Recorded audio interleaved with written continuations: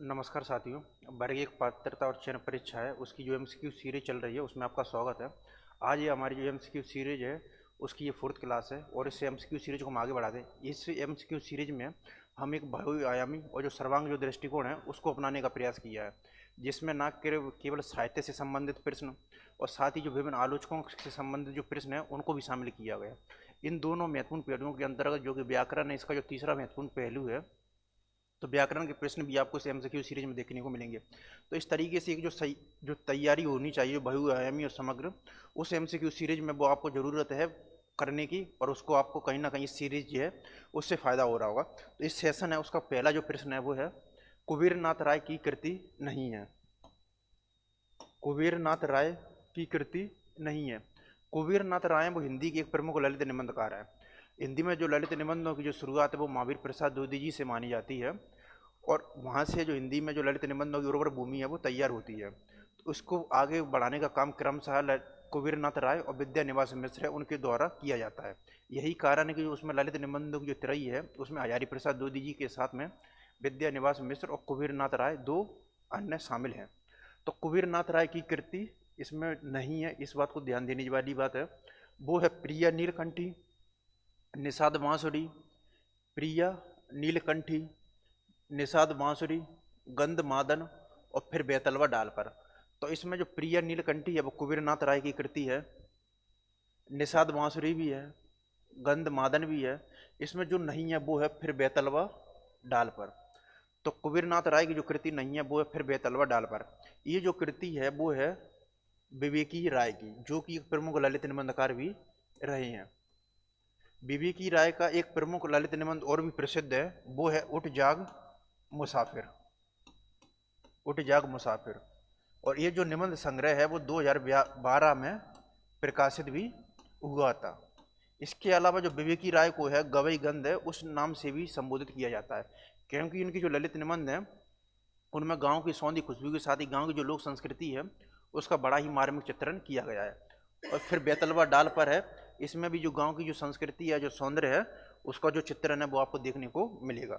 इस तरीके से कुबेरनाथ राय की कृति नहीं है वो है फिर बेतलवा डाल पर, जो की कृति है विवेकी राय की। अगला प्रश्न है, महाभोज है वो किसका उपन्यास है। ये जो महाभोज जो उपन्यास है ये मनु भंडारी का है, वो प्रमुख उपन्यास है। इस जो उपन्यास है इसमें जो आज़ादी की बात, किस प्रकार की जो राजनीतिक विद्रूपता है और जो राजनीतिक नेताओं की स्थिति है उस पर बड़ा ही मार्मिक और व्यंग किया गया है। इसमें एक दलित युवक होता है, उसकी है वो हत्या कर दी जाती है। तो उसके पश्चात जो पूरा जो शहर का जो राजनीतिक केंद्र है वो एक छोटे से गांव है उस पर केंद्रित हो जाता है, और राजनीति है, राजनेता हैं वो किस प्रकार एक जो व्यक्ति की मृत्यु है उस पर अपनी जो राजनीतिक रोटी सेकते हैं, उसको चित्रण है वो महाभोज उपन्यास में किया गया है। ये जो उपन्यास है वो मनु भंडारी का है, और बाद में ये जो महाभोज उपन्यास उसमें कुछ परिवर्तन करके इसका जो नाट्य रूपांतरण है वो भी किया गया था। तो पहले महाभोज उपन्यास था, फिर बाद में 1982 में इसका जो परिवर्तित करके नाट्य रूपांतरण भी किया गया है। 1982 में नाट्य रूपांतरण। और इसमें जो टोटल जो दृश्यों की संख्या है वो है 11 दृश्य हैं, और इसका जो प्रकाशन वर्ष है वो है 1982। इसके अलावा जो मनु भंडारी हैं वो नई कहानी आंदोलन से जुड़ी हुई प्रमुख महिला लेखिकाओं में शामिल है। नई कहानी आंदोलन में 3 महिला त्रयी हुई हैं, मनु भंडारी, कृष्णा सोबती और उषा प्रियवंदा।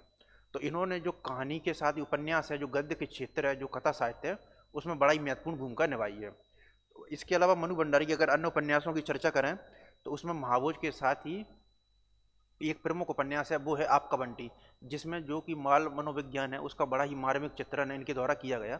इसके अलावा इन्होंने एक और उपन्यास लिखा था 1 इंच मुस्कान, जो कि राजेंद्र यादव के साथ मिलकर लिखा था। इनके प्रमुख कहानी संग्रह हैं वो है त्रिशंकु, एक प्लेट सैलाब, अकेली, मैं हार गई इत्यादि हैं वो प्रमुख इनके कहानी संग्रह मनु भंडारी के। इसके अलावा इन्होंने एक आत्मकथ्य भी लिखा था, एक कहानी यह भी। फिर है भगवती चरण वर्मा। भगवती चरण वर्मा है ये उत्तर छायावाद के प्रमुख कवि और गद्यकार रहे हैं। उत्तर छायावाद के बाद 2 काव्य धाराओं का विभाजन किया जाता है, एक है प्रेम और मस्ती का काव्य और एक है राष्ट्रीय सांस्कृतिक काव्य धारा। तो प्रेम और जो मस्ती के काव्य के अंतर्गत है उसमें भगवती चरण वर्मा वो शामिल किए जाते हैं। इनके प्रमुख काव्य संग्रह वो है मधुकर और प्रेम संगीत। इसके अलावा इनके दो बड़े ही महत्वपूर्ण उपन्यास भी हैं, वो हैं भूले बिसरे चित्र और चित्रलेखा। जो चित्रलेखा है वो पाप और जो पुण्य की अवधारणा है उस पर ये आधारित है। इसके अलावा भगवती चरण वर्मा का एक बड़ा ही प्रमुख काव्य पंक्तियां हैं, हम दीवानों की क्या हस्ती, आज यहाँ कल वहाँ चले, मस्ती का आलम साथ चला, हम धूल उड़ाते जहाँ चले। तो ये जो गीत है वो राष्ट्रीय आंदोलन में बड़ा ही गाया जाता था, हम दीवानों की क्या हस्ती, आज यहाँ कल वहाँ चले, मस्ती का आलम साथ चला, हम धूल उड़ाते जहाँ चले। फिर अमृतलाल नागर, ये जो अमृतलाल नागर हैं ये प्रमुख गद्यकार रहे हैं और इनके दो उपन्यास हैं वो बड़े ही प्रसिद्ध रहे हैं, जो कि भक्ति काल के दो प्रमुख महाकवि हैं सूरदास और तुलसीदास, उनके जीवन पर आधारित हैं। और इन दोनों जो उपन्यास हैं उनको जो जीवनी परक उपन्यास है उसकी संज्ञा भी दी जाती है। महाकवि सूरदास के जीवन पर आधारित उन्होंने जो उपन्यास लिखा था उसका नाम था खंजन नयन, और इसके अलावा महाकवि तुलसीदास के जीवन पर जो आधारित उन्होंने उपन्यास लिखा था वो था मानस का हंस, मानस का हंस और खंजन नयन।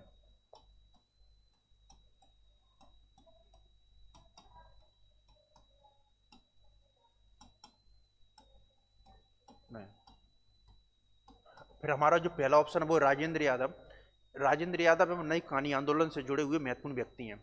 नई कहानी आंदोलन का जो उद्भव है वो 1950 के दशक में होता है और नई कहानी के आंदोलन के विकास में तीन महत्वपूर्ण त्रयी हैं उनका नाम लिया जाता है। तो उसमें राजेंद्र यादव भी शामिल हैं और राजेंद्र यादव के साथ उसमें कमलेश्वर और जो मोहन राकेश हैं उनको शामिल किया जाता है नई कहानी आंदोलन की त्रयी में। तो राजेंद्र यादव ने न केवल एक हंस पत्रिका है उसका संपादन का कार्य किया था, इसके अलावा इनका बड़ा महत्वपूर्ण कहानियाँ हैं वो है टूटना और जहाँ लक्ष्मी कैद है। इसके अलावा इनका एक कहानी संग्रह और भी है वो है छोटे छोटे ताजमहल। इनकी अगर उपन्यासों को अगर देखा जाए तो इनके उपन्यास हैं वो बड़ा महत्वपूर्ण, एक है सह और मात। इसके अलावा सारा आकाश, सारा आकाश उपन्यास है उस पर है जो फिल्म का जो निर्माण है वो भी किया गया था। और एक और इनका उपन्यास है वो है आदमी की निगाह में औरत।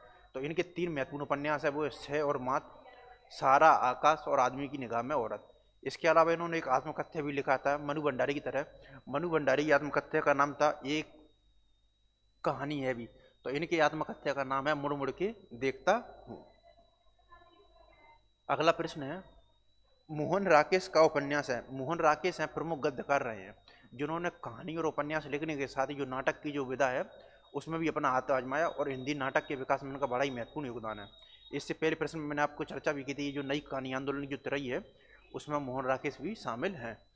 तो मोहन राकेश का उपन्यास है, तो पहला ऑप्शन है कितने पाकिस्तान, तो ये मोहन राकेश का उपन्यास नहीं है। कितने पाकिस्तान जो उपन्यास है वो है कमलेश्वर का, और इसके लिए कमलेश्वर को साहित्य अकादमी पुरस्कार है उससे भी संबोधित किया गया था।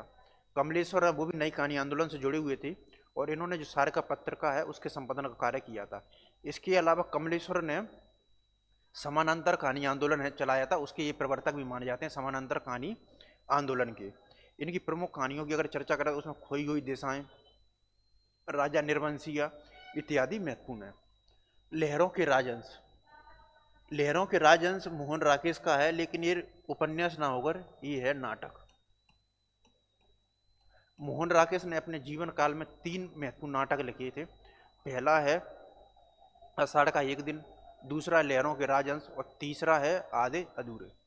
मलबे का मालिक ये मोहन राकेश का है कहानी संग्रह है, ना कि उपन्यास है, कहानी। और अंधेरे बंद कमरे में ये मोहन राकेश का उपन्यास है, तो जो आंसर होगा वो होगा डी, अंधेरे बंद कमरे में। तो मोहन राकेश का जो उपन्यास है वो है अंधेरे बंद कमरे। अगला प्रश्न है राहुल सांकृत्यायन का जो यात्रा वृत्तांत है वो है, राहुल सांकृत्यायन है वो हिंदी में एक प्रमुख जो यायावर हैं या जो यात्री हैं उसका मार्गदर्शन करते हैं और साथ ही यात्रा वृत्तांत लिखने में और यात्रा वृत्तांत के विकास में इनका बड़ा ही महत्वपूर्ण योगदान रहा है। राहुल सांकृत्यायन का जो मूल नाम था वो था केदारनाथ पांडे। बाद में जब इन्होंने बौद्ध धर्म अपना लिया था तो उन्होंने अपना नाम परिवर्तित करके राहुल सांकृत्यायन कर लिया था। तो इनका जो मूल नाम था वो था केदारनाथ पांडे। बाद में जब बौद्ध धर्म ये अपना लेते हैं तब इनका नाम हो जाता है राहुल सांकृत्यायन।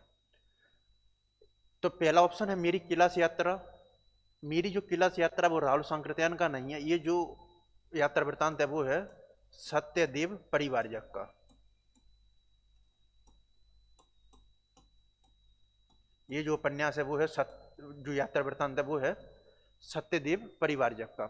इसके अलावा जिसमें जो दूसरा ऑप्शन है ठेले पर हिमालय, ये जो उपन्यास है, जो यात्रा वृत्तांत है ठेले पर हिमालय, ये जो यात्रा वृत्तांत है वो है धर्मवीर भारती का। धर्मवीर भारती हैं वो द्वितीय शतक के एक प्रमुख कवि रहे हैं। इनका जो एक प्रमुख गीति नाट्य है अंधा युग वो बड़ा ही प्रसिद्ध है। इसके अलावा इनका उपन्यास है गुनाहों का देवता और सूरज का सातवां घोड़ा, बड़ा ही प्रसिद्ध रहे हैं।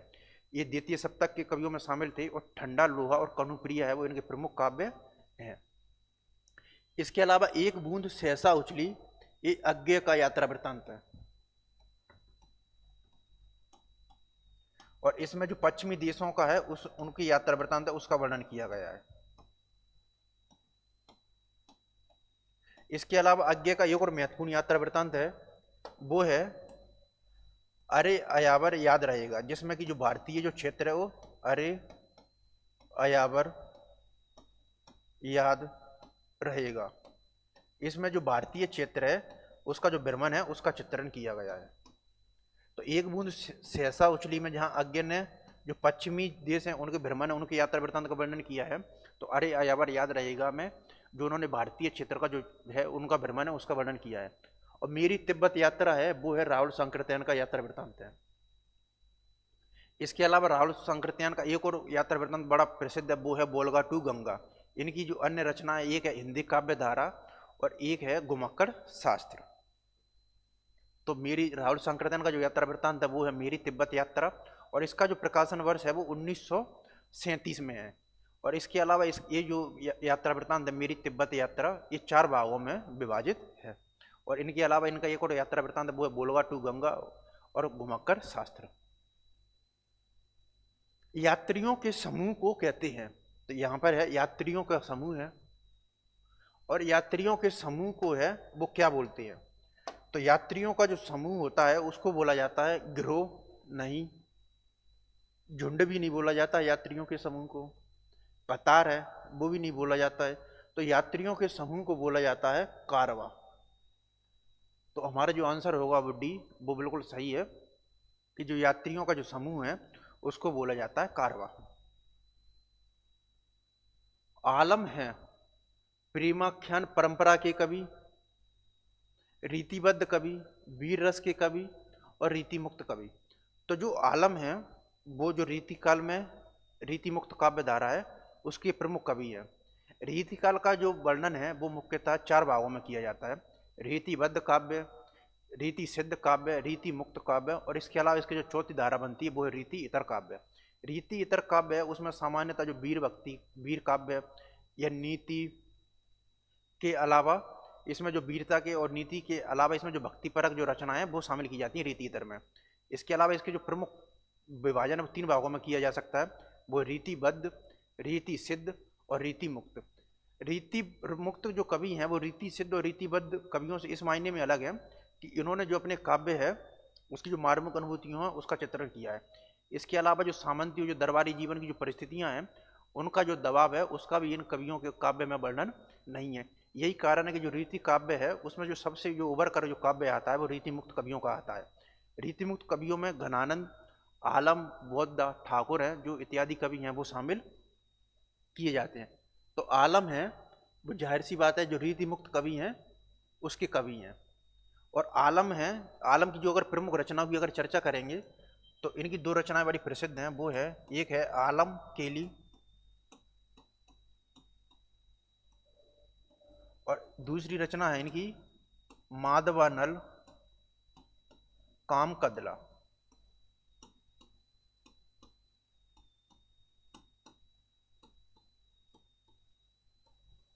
और इसके अलावा आलम के बारे में ये प्रसिद्ध बात है कि इनको जो शेख नाम की एक रंगरेजियन था उससे प्रेम हो गया था। तो आलम को जो शेख नाम की रंगरेजियन है उससे प्रेम हो गया था।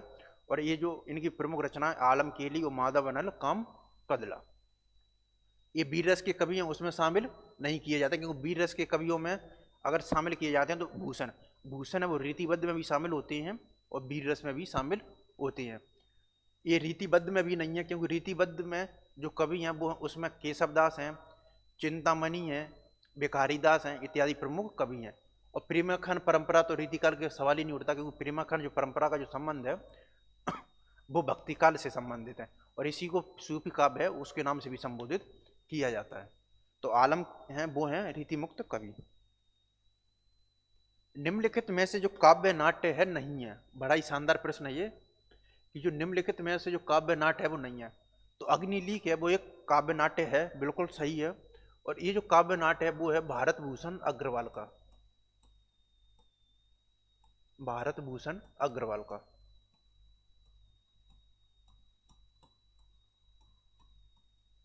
इसके अलावा जो अंधा युग, ये बड़ा ही प्रसिद्ध काव्य नाट्य है, और इसके जो लेखक हैं वो हैं धर्मवीर भारती, धर्मवीर भारती। और इसका जो प्रकाशन वर्ष है वो 1955 और 56 दोनों माना जाता है। इसके जो 1955 भी आता है कई जगह, और कई जगह 1956 भी आता है। और ये जो है वो 5 अंक है उसमें विभाजित है। और इसके साथ ही इसमें 3 महत्वपूर्ण विशेषताओं को भी शामिल किया जाता है। इसकी जो स्थापना है, फिर अंतराल है, और फिर इसका जो समापन है। तो इसकी जो स्थापना होती है वो होती है अंधा युग से, फिर अंतराल आता है जो उसमें जो पंख पहिए और पट्टी हैं, और इसका जो समापन होता है वो होता है प्रभु की मृत्यु पर। और इसके अलावा इसमें जो 5 अंक है उसका विभाजन किया गया है। एक कंठ विस्पयाई, ये जो काव्य नाट्य है वो है दुष्यंत कुमार का। दुष्यंत कुमार है वो हिंदी में जो गजल सम्राट है उनकी ख्याति के रूप में सुशोभित हैं। दुष्यंत कुमार को हिंदी गजल सम्राट है उसके नाम से सुशोभित किया जाता है। और इनकी जो प्रमुख जो गजल संग्रह उसका नाम है साये में धूप। कोणार्क है वो एक काव्य नाट्य नहीं है, और इसके जो लेखक हैं, नाटककार है, वो है जगदीश चंद्र माथुर।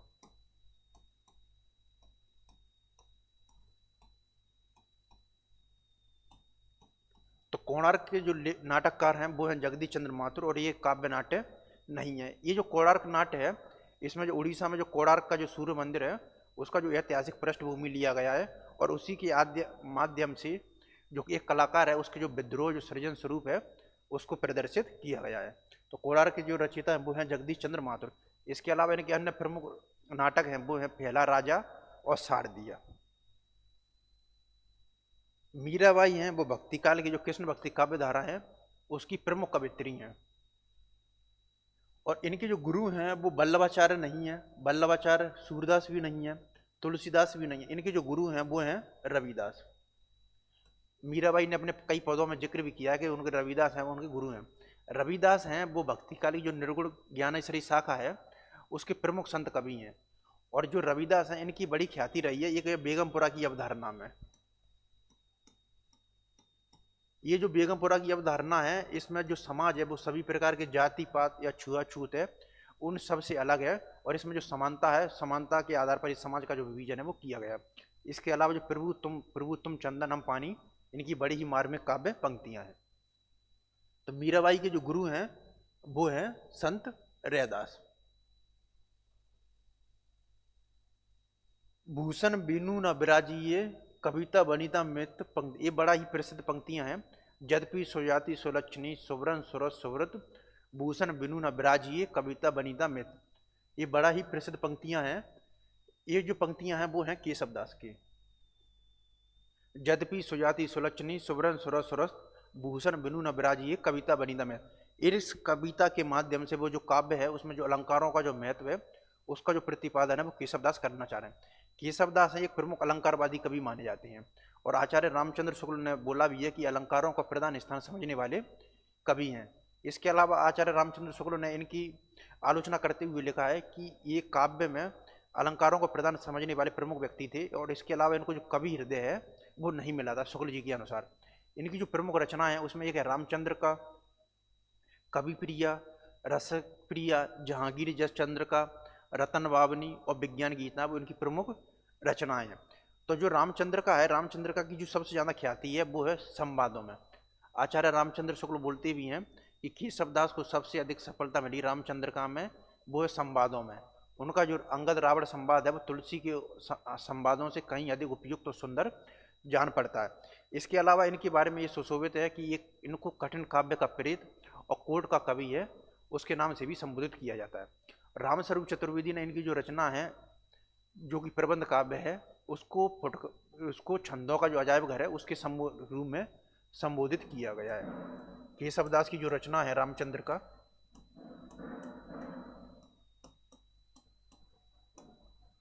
उसको रामस्वरूप चतुर्वेदी ने छंदों का अजायब घर के रूप में संबोधित किया गया है। छंदों का अजायब घर। इनकी जो प्रमुख रचना है वो है रसिक प्रिया, कवि प्रिया, विज्ञान गीता, जहांगीर जस चंद्र का और रामचंद्र का इत्यादि। ये भिखारीदास हैं, ये रीति काल की जो रीतिबद्ध काव्य धारा हैं उसके प्रमुख कवि हैं। और इनका जो काव्य है उसमें जो श्रृंगार है उसकी आपको प्रधानता है वो कहीं ज़्यादा मिलेगी। और इनकी दो प्रमुख काव्य ग्रंथ भी हैं, वो है श्रृंगार निर्णय और काव्य निर्णय। और इसके अलावा जो भिखारीदास की जो सबसे महत्वपूर्ण योगदान है वो हिंदी साहित्य में माना जाता है, वो है आलोचना के विकास में। हिंदी डॉक्टर बच्चन सिंह हिंदी साहित्य के दूसरा इतिहास में इनको हिंदी साहित्य का जो प्रथम व्यवस्थित आलोचक है उसकी उपाधि के रूप में सुशोभित भी करते हैं।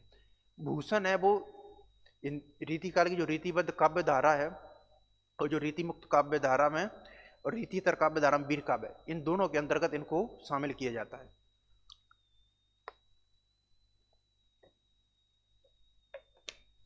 तो इन दोनों काव्य धारा में भूषण को शामिल किया जाता है।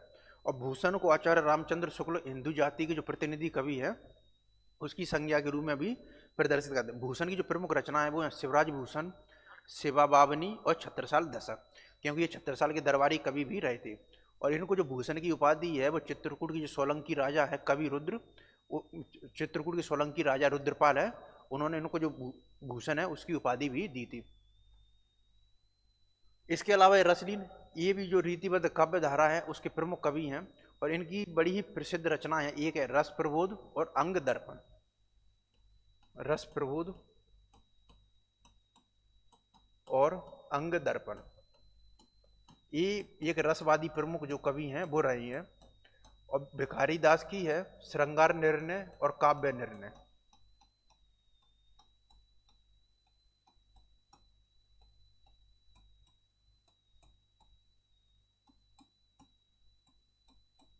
श्रृंगार निर्णय और काव्य निर्णय।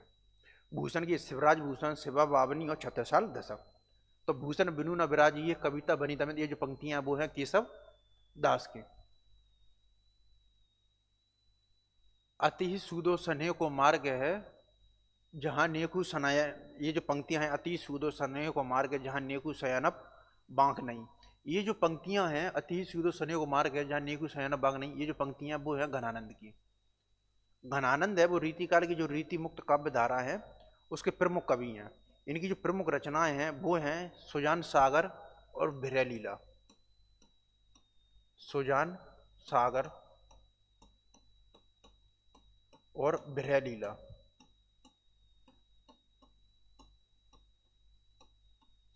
सुजान सागर और विरह। आचार्य रामचंद्र शुक्ल इनकी प्रशंसा में लिखते हैं कि इनकी जैसा सरस, शुद्ध और स्पष्ट ब्रज भाषा लिखने में और कोई कवि है वो शामिल नहीं हुआ है। इसके अलावा घनानंद को ब्रज भाषा प्रवीण और भाषा प्रवीण भी बोलते हैं। ब्रज भाषा और भाषा प्रवीण है, उसके नाम से भी इनको संबोधित किया जाता है। इनके बारे में एक बड़ी कहानी है, वो बड़ी प्रसिद्ध है कि ये मुगल बादशाह है मोहम्मद शाह, उनकी है जो मुंशी थे। और साथ ही इनको एक जो वैश्या है सुजान, उससे इनको प्रेम था। तो एक बार राजा ने इनको एक बार जो दरबार में जो व्यक्ति बैठे थे उन्होंने राजा से कहा कि ये बहुत ही अच्छा संगीत है वो गाते हैं। तो राजा ने इनके काफ़ी बार बोला कि आप जो संगीत है वो हमको सुनाइए, तो ये काफ़ी मना करते रहे। लेकिन जैसे ही उनको राजा ने वो सुजान नाम की वेश्या को बुलाया तो ये जो संगीत है वो गाना है वो स्टार्ट कर देते हैं। लेकिन उसमें एक गलती ये कर देते हैं कि ये जो पीठ करके हैं वो राजा की तरफ बैठ जाते हैं और संगीत सुनाना प्रारंभ कर देते हैं सुजान की तरफ मुंह देखकर। इससे राजा खुश होते हैं और साथ ही इनको जो दरबार है उससे भी बाहर निकाल देते हैं। और जब घनानंद उनसे बोलते हैं सुजान से कि आप भी हमारे साथ चलिए, तो वो जाने से मना कर देती है। तो इस तरीके से वृंदावन में चले जाते हैं और जो निम्बार्क जो संप्रदाय उसमें दीक्षित हो जाती हैं। तो यही कारण है कि इनके जो काव्य में विरह के साथ ही जो भक्ति की जो अवधारणा है तो वो भी आपको नजर आएगी घनानंद के काव्य में। रसलीन है, ये तो रीतिबद्ध जो काव्य धारा उसके प्रमुख कवि हैं। और अंग दर्पण और रस प्रबोध इनकी प्रमुख कवि है। मतीराम है, वो भी रीतिबद्ध काव्य धारा के प्रमुख कवि हैं। और इनकी दो रचनाएं बड़ी प्रसिद्ध है मतीराम की, एक है रसराज और ललित ललाम। रसराज और ललित ललाम, इनकी दो रचनाएं हैं वो बड़ी प्रसिद्ध है, रसराज और ललित ललाम। इसके अलावा केशव दास को वो रीतिकाल का जो प्रवर्तक है उसकी संज्ञा भी दी जाती है। सामान्यतः हिंदी साहित्य में सहमति है कि जो रीतिकाल का जो प्रवर्तक है वो केशव दास हैं, लेकिन आचार्य रामचंद्र शुक्ल हैं वो इनको रीतिकाल का प्रवर्तक नहीं मानते हैं। आचार्य रामचंद्र शुक्ल हैं वो रीतिकाल का प्रवर्तक मानते हैं चिंतामणि को, और जिसका जो समर्थन है डॉक्टर बच्चन सिंह हिंदी साहित्य का दूसरा इतिहास में करते हैं, वो भी चिंतामणि को रीतिकाल का प्रवर्तक है वो मानते हैं। अंधा युग काव्य नाटक का जो नायक है वो है, तो अंधा युग है एक प्रमुख है जो काव्य जो गीति नाट्य है वो है, और इसका जो प्रकाशन वर्ष है वो है 1955 और 56। इसके नाटककार है धर्मवीर भारती। ये जो नाटक है इसमें ये जो प्रश्न है बड़ा ही अजीब है, क्योंकि इसमें जो नाटक है उसमें जो नायक वगैरह जो देखने की प्रवृत्ति है वो सामान्यतः स्पष्ट रूप से उसमें नजर भी नहीं आता है कि उसमें कौन है वो नायक होगा, क्योंकि इसमें जो महाभारत के जो लगभग सभी जो चरित्र हैं वो शामिल हैं। और साथ ही इस जो नाटक काल ये जो नाटक है इसका जो रचना क्रम है वो महाभारत के 18वें दिन की जो प्रवास तीर्थ है उससे प्रारंभ होता है, जबकि पूरा महाभारत का जो युद्ध है वो 18वें दिन पर समाप्त हो जाता है। तो अगर हम इस प्रश्न है अगर उसको खोजने का प्रयास करें तो इसमें श्री कृष्ण भी हैं, भीम का भी इसमें जिक्र आता है, दुर्योधन का भी जिक्र आता है और अश्वत्थामा भी है। तो ये जो नाटक है इसमें जो दो पहला अंक है वो है कौरव नगरी और दूसरा अंक है पशु का उदय। तो यहाँ से जो पशु का उदय यहीं से जो ये जो नाटक है अश्वत्थामा इसमें जो कैरेक्टर है वो शामिल हो जाता है। और फिर जो तीसरा इसमें जो अंक है वो है अश्वत्थामा का अर्ध सत्य। तो दो इसके जो अंक है वो है, एक है पशु का उदय और अश्वत्थामा का अर्ध सत्य।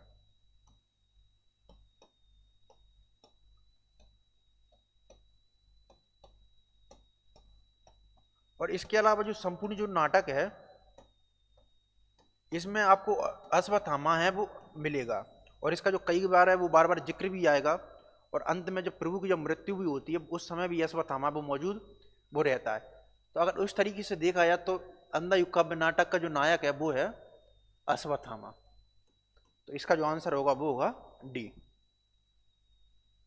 असाध्य वीणा कविता है वो किस काव्य संग्रह में संकलित है? तो जो असाध्य वीणा है वो अज्ञा की एक प्रमुख कविता है, और ये जो कविता है वो आंगन की जो पार द्वार काव्य संग्रह है उसमें संकलित है।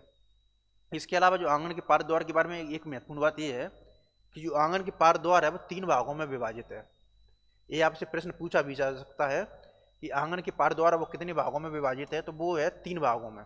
उसकी जो 3 भाग है वो है अंतः सलीला, चक्रांत शिला और असाध्य वीणा। अंतः सलीला,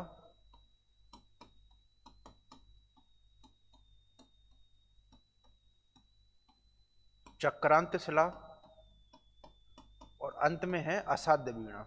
ये जो आंगन के पार द्वार है 3 भागों में विभाजित है, और तीसरा है असाध्य वीणा।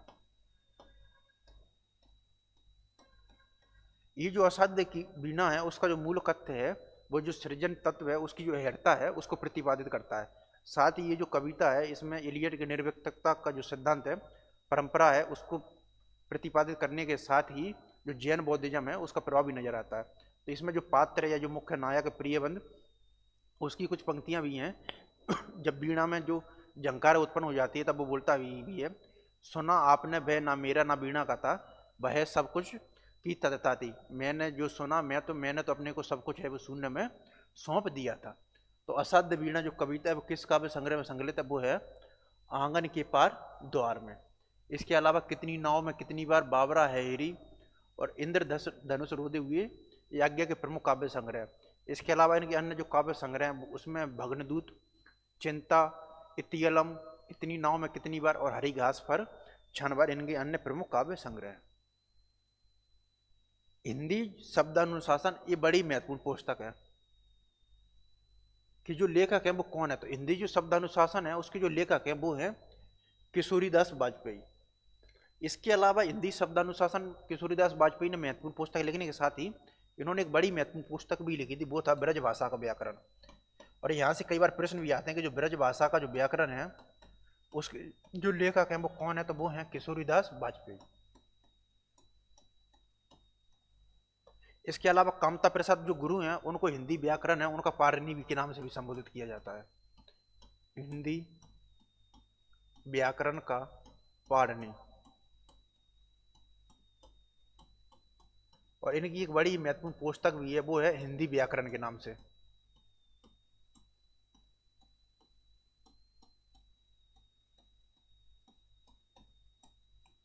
इसके अलावा किशोरीदास वाजपेयी हैं, ये जो प्रमुख आरंभिक कहानीकार हैं किशोरीदास वाजपेयी, उनकी है। और इनकी जो कहानी है एक बड़ी महत्वपूर्ण है, वो है इंदुमती। आचार्य रामचंद्र शुक्ल जो किशोरीदास वाजपेयी की जो कहानी है उसको है इंदुमती। इसके अलावा जो नंद दुलारी वाजपेयी हैं, ये प्रमुख आलोचक हैं एक, और ये सौष्ठववादी आलोचक हैं। इन्होंने छायावाद पर प्रमुख आलोचनात्मक ग्रंथ लिखने के साथ ही जो छायावाद की जो तीनों वृहद त्रयी हैं, प्रसाद, पंत और निराला, उन पर 3 अलग अलग आलोचनात्मक पुस्तक है, उनका प्रतिपादन भी किया है। तो हिंदी जो शब्द अनुशासन के जो लेखक हैं वो है किशोरीदास वाजपेयी। ब्रज भाषा व्याकरण है, लिखा है उन्होंने। कामता प्रसाद गुरु की जो प्रसिद्धि है उसका जो आधार है, समाज सेवा नहीं, देश सेवा नहीं, ब्रज भाषा व्याकरण नहीं, ये है हिंदी व्याकरण। क्योंकि कामता प्रसाद गुरु है, उनको जो हिंदी व्याकरण है उसका पाणिनि उसके नाम से भी संबोधित किया जाता है। उद्धव शतक के जो रचनाकार हैं वो है, उद्धव शतक के जो रचनाकार हैं वो हैं जगन्नाथ दास रत्नाकर। तो जो जगन्नाथ दास रत्नाकर हैं वो उद्धव शतक है उसके रचनाकार हैं, वो माने जाते हैं।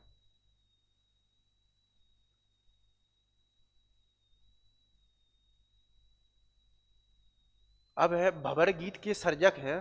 तो भंवर गीत है, आप इससे कंफ्यूज नहीं होइए, एक है भ्रमर गीत और एक है भंवर गीत।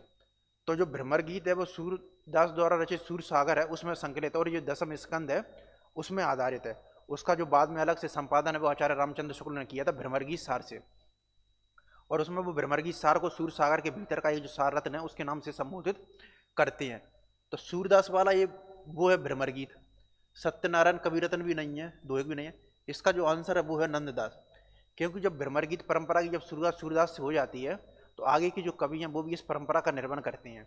तो इसी परंपरा का निर्वहन करते हुए नंददास ने जो भ्रमर गीत है वो लिखा था। इनमें जो नंददास की गोपियां, जो सूरदास की गोपियों में अंतर ये है कि जहाँ सूरदास की गोपियां हैं वो काफ़ी भावुक हैं। वो बोलती हैं कि और मैं माधव चोर गड़े। तो इस तरीके का जो भावुक पूर्व पंक्तियां हैं उनका प्रतिवाद करते हैं। यही जो नंद की जो गोपियां हैं वो तर्कशील है ज़्यादा। ये जो नंद की और सूर्य की जो गोपियां भ्रमर गीत में, ये अंतर आपको देखने को मिलेगा। इसके अलावा जो नंददास हैं, जो विठलनाथ द्वारा जो अष्ट छाप कवियों की जो स्थापना की गई थी उनमें ये जो सबसे कनिष्ठ हैं, उनमें सबसे जो वरिष्ठ हैं वो है कुंभन दास और सबसे कनिष्ठ हैं वो है नंददास। इसके अलावा नंददास की एक बड़ी महत्वपूर्ण रचना है वो रास पंचाध्यायी।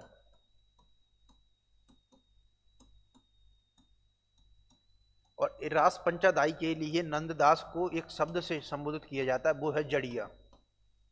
क्योंकि वो इतने ज़्यादा शब्द शिल्पी थी और एक एक शब्द का चयन इतनी शानदार तरीके से करते थे कि इसके लिए नंददास को संबोधित किया है जाता है वो है नंददास जड़िया। और इनकी जो भंवर गीत के अलावा इनकी जो महत्वपूर्ण रचना है वो है रास पंचाध्यायी। हरिशंकर परसाई है वो हिंदी की एक प्रमुख जो महत्वपूर्ण जो व्यंग्यकार हैं वो रहे हैं। और इन्होंने जो वसुधा है पत्रिका का जो संपादन का कार्य है वो जबलपुर से भी किया था। अब वसुधा हरिशंकर परसाई का जो निबंध है वो है पहले सफ़ेद बाल सही है, निंदा रस भी इन्हीं का है, प्रेमचंद के फटे जूते भी इन्हीं के। तो दिए गए विकल्प हैं वो सभी सही हैं। तो पहला सफ़ेद बाल, निंदा रस और प्रेमचंद के फटे जूते, ये सभी हैं वो हरिशंकर परसाई के हैं। इसके साथ ही इनके अगर अन्य व्यंगों की बात करें, एक है सदाचार का ताबीज, ठिठुरता हुआ गणतंत्र। इनके जो प्रमुख हैं वो व्यंग्य संग्रह में शामिल किए जाते हैं, ठिठुरता हुआ गणतंत्र और सदाचार का ताबीज।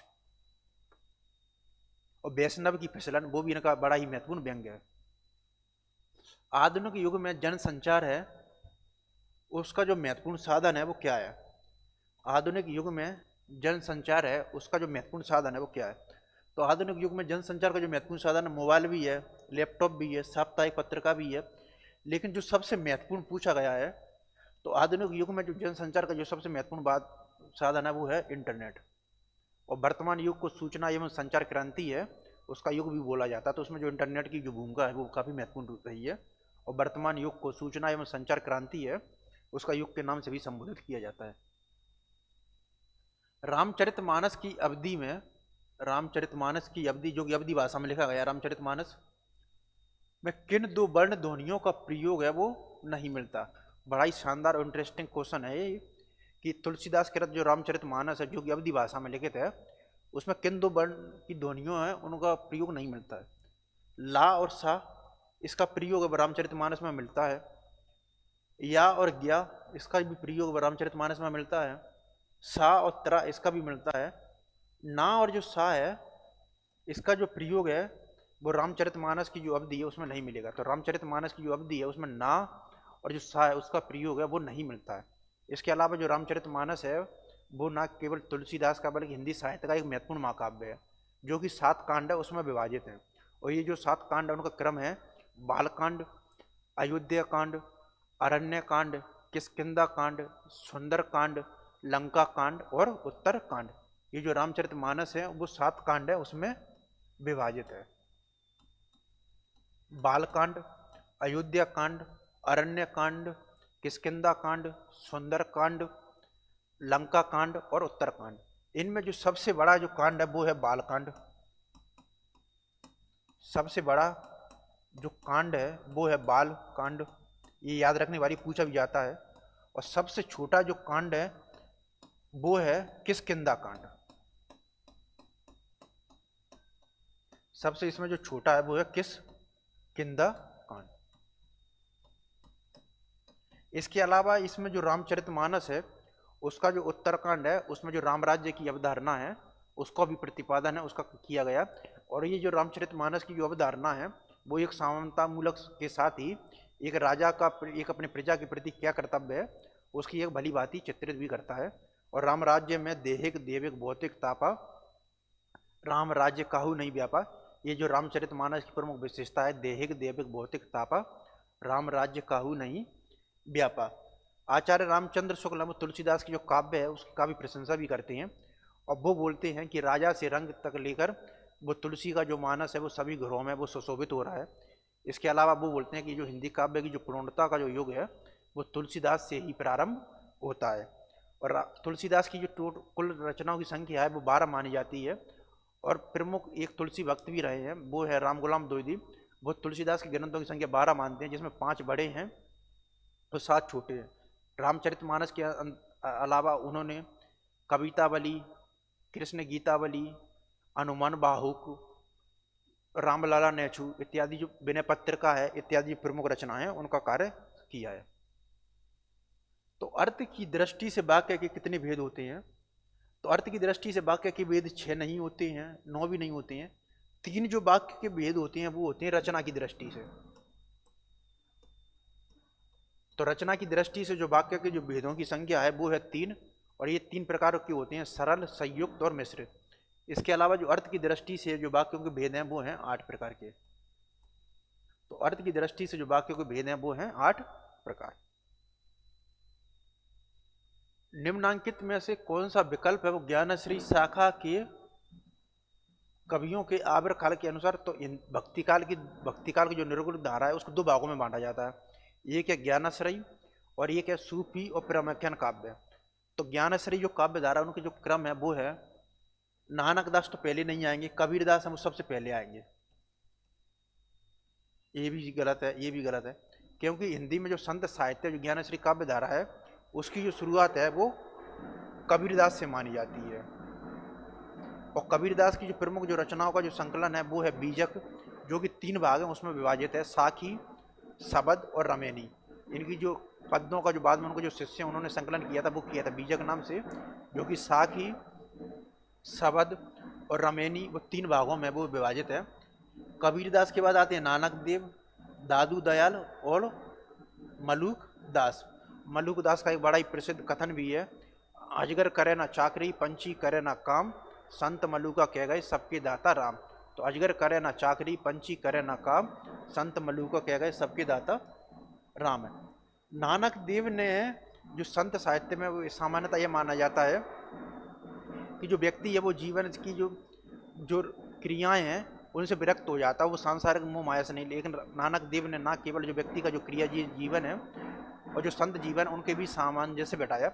इसके अलावा ये जो नानक देव है वो सभी ज्ञानश्री कवियों में एकमात्र कवि हैं जिन्होंने नारी की प्रशंसा की है। बल्कि जो अन्य कवि हैं वो नारी के प्रति हैं, वो ज़्यादा प्रगतिवादी जो स्वरूप है वो मुखर कर नहीं आता है, और इन्होंने नानक देव ने नारी की प्रशंसा है वो भी की है। निराला की कुकुरमुत्ता जो कविता है उसका जो मूल स्वर है, तो निराला की जो कुकुरमुत्ता है वो एक प्रगतिवादी कविता है, और इसका जो प्रकाशन वर्ष है वो 1943 है, और एक कुकुरमुत्ता जो काव्य संग्रह उसी में संकलित है।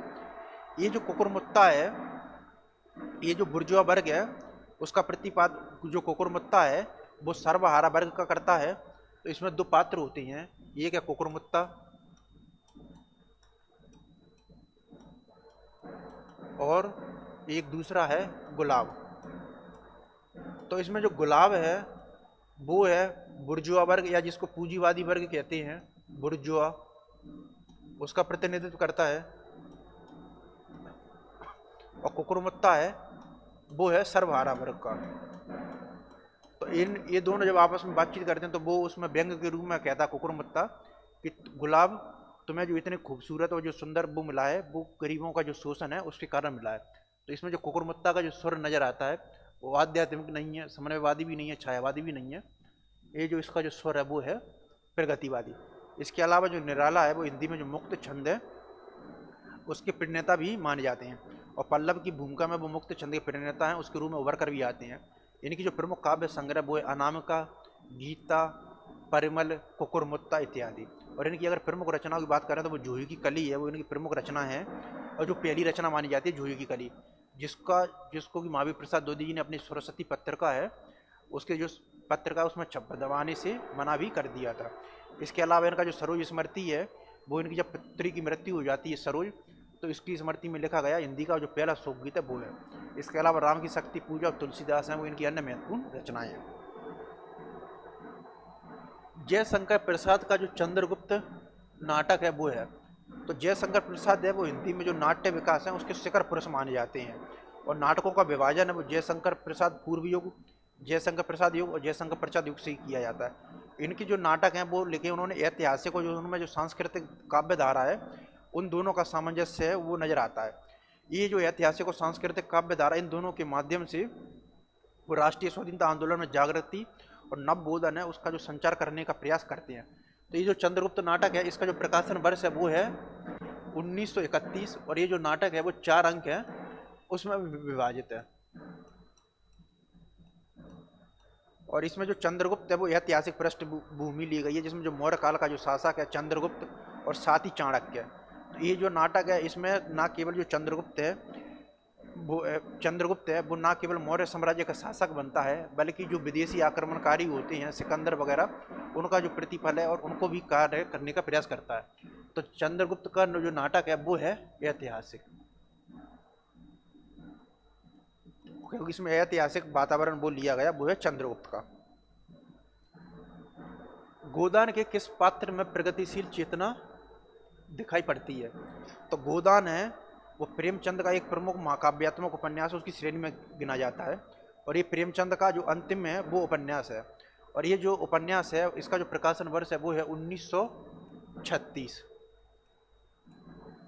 उसका जो प्रकाशन वर्ष है वो है 1936। ये जो नाटक है इसमें ग्रामीण पात्र भी नजर आते हैं और शहरी पात्र, तो इसमें जो ग्रामीण कथा और जो शहरी कथा दोनों जो कथा हैं वो समानांतर चलती हैं। इसमें जो प्रगतिशील चेतना वो होरी है, होरी में तो कोई प्रगतिशील चेतना है वो दिखाई नहीं देती है, क्योंकि होरी का जो स्वभाव है वो काबू दब्बू टाइप का है, और वो है वो मर्याद है, और जो गांव जो मर्याद है और जो अपनी जो परंपरा और संस्कृति है उसको साथ में लेकर चलता है। तो होरी तो नहीं है। प्रोफेसर मेहता इनमें भी प्रगतिशील स्वरूप है वो नजर नहीं आता है। इसके अलावा राय साहब तो एक प्रमुख जमींदार और सामंतवाद हैं, तो उनमें प्रगतिशील चेतना तो बिल्कुल भी नहीं है। ये जो प्रगतिशील चेतना वो अब दिखाई देगी गोबर में। उसके जो कई कथन है वो इस प्रकार से आते हैं, जब वो काम करने के लिए जब वो लखनऊ में चला जाता है तो वहाँ से वो कई प्रकार के आंदोलन उसमें भागीदारी लेता है, और उसके जो कथन है वो कई प्रकार के जब ओरी और उससे संवाद होता है वो गोबर का, तो उसमें जो कई प्रकार के जो कथन है वो आपको नजर भी आएंगे। इसके अलावा एक और महत्वपूर्ण पात्र है धनिया।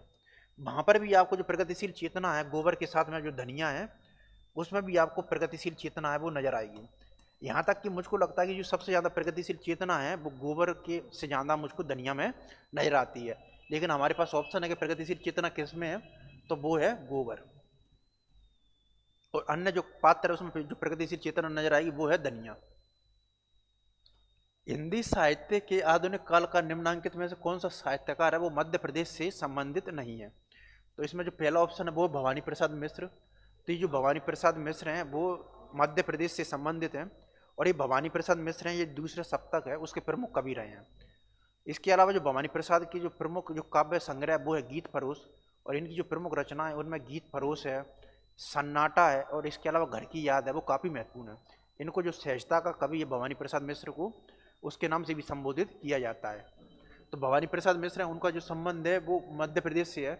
इसके अलावा हरिशंकर परसाई है, इनका संबंध भी मध्य प्रदेश से है, और इनका जो जन्म है मध्य प्रदेश की जो होशंगाबाद है उसमें हुआ था। इसके अलावा भवानी प्रसाद मिश्र ने एक और महत्वपूर्ण कविता लिखी थी वो है सतपुरा के घने जंगल। तो उसमें जो सतपुरा के जो घने जंगल है उसका बड़ा ही मार्मिक वर्णन करते हैं। नंद दुलारी वाजपेयी ये प्रमुख आलोचक रहे हैं, इनका भी जो संबंध है वो मध्य प्रदेश से रहा है। कमलेश्वर है इनका जो संबंध है वो मध्य प्रदेश से नहीं रहा है। तो जी जो आंसर है वो सही है। कौन से साहित्यकार उनका संबंध मध्य प्रदेश से नहीं रहा है, तो वो है कमलेश्वर। इसके अलावा जो नरेश मेहता है वो हिंदी में जो ज्ञानपीठ पुरस्कार से भी सम्मानित हुए उनका भी संबंध मध्य प्रदेश से रहा है। निम्नांकित में से कौन सी कृति है वो नेमी चंद्र जैन की नहीं है? तो नेमी चंद्र जैन है वो प्रथम तार सप्तक है उसमें सम्मिलित कवि थे, प्रथम तार सप्तक के कवि हैं ये। और प्रथम जो तार सप्तक है उसका जो संपादन का जो कार्य है वो प्रकाशन का कार्य सन है वो है 1943 में, और तार सप्तक का जो प्रकाशन है वो किया गया था अज्ञे द्वारा। तो इनके जो नेमीचंद्र जैन की नहीं है, एकांत इनका है, अचानक हम फिर भी, अधूरे साक्षात्कार भी है, लोग फिर भूल गए। क्योंकि जो लोग भूल गए ये जो कृति है वो है रघुवीर साय की।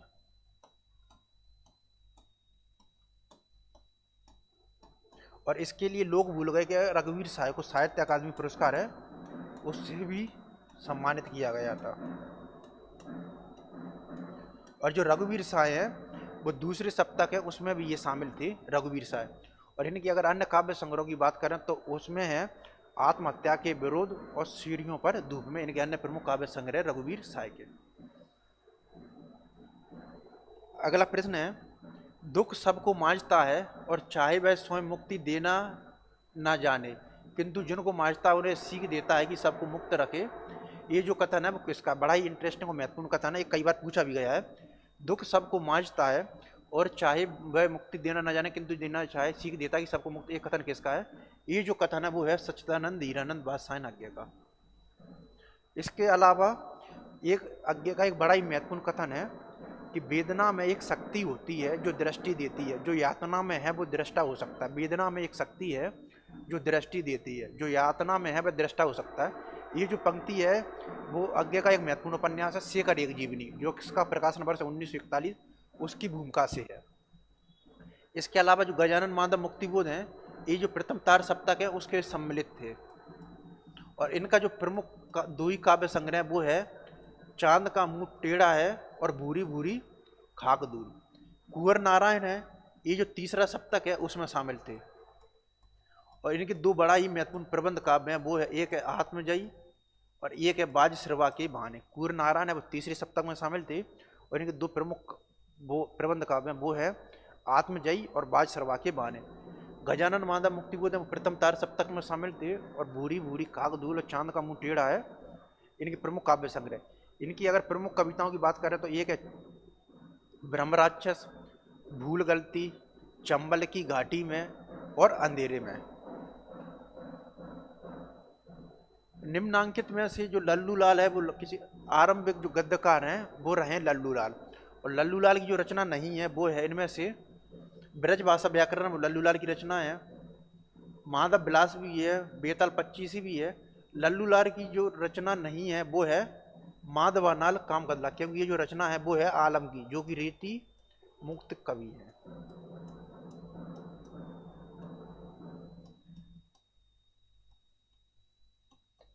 तो आलम की जो रचना है वो है माधव अनल काम कंदला। इसके अलावा जो लल्लू लाल है वो हिंदी की जो प्रारंभ आरंभिक जो गद्यकार है उनको उसमें शामिल किया जाता है। ब्रज भाषा व्याकरण माधव विलास और बेताल पच्चीसी इनकी प्रमुख रचना है। हिंदी गद्य की प्रारंभिक रचनाओं में से एक रामचरित के लेखक हैं। तो जो रामचरित के जो लेखक हैं वो हैं सदल मिश्र। तो सदल मिश्र हैं वो हिंदी की जो आरंभिक जो गद्यकार है वो रहे हैं। और इनकी जो प्रमुख रचना है वो रामचरित। इसके अलावा इनकी सदल मिश्र की एक और रचना है वो है नासी केतोपाख्यान। ये भी बड़ा महत्वपूर्ण है और कई बार पूछा गया है कि नासी केतोपाख्यान है वो किसकी रचना है, तो वो है सदल मिश्र की। तो नासी केतोपाख्यान वो रचना है वो है। इसके अलावा लल्लू लाल की एक और बड़ी रचना है वो है लल्लू लाल की वो है प्रेम सागर। लल्लू लाल की प्रेम सागर और सदल मिश्र की नासिक केतोपाख्यान और रामचरित। अगला प्रश्न है व्याकरण के आशय के लिए जो सही विकल्प है वो है व्याकरण जानने वाला। ये बिल्कुल सही है। जो व्याकरण होता है, जो व्याकरण जानने वाला होता है वो होता है। इसके अलावा है व्याकरण शास्त्र की रचना करने वाला। ये भी ऑप्शन बिल्कुल सही है। इसके अलावा है व्याकरण संबंधी। ये भी है, बिल्कुल सही है। तो दिए गए जो सभी विकल्प हैं वो सही है। तो व्याकरण के जो आशय है उसका जो अर्थ, जो सही अर्थ है वो है दिए गए जो सभी विकल्प हैं वो सही है। उम्मीद है कि आपको जो एमसीक्यू सीरीज है वो प्रारंभ पसंद आ रही होगी और आपकी जो तैयारी है उसको भली भांति और बेहतर बनाने का प्रयास कर रही होगी। आज के लिए क्लास में इतना ही। हम इसको कंटिन्यू करते हैं कल। धन्यवाद।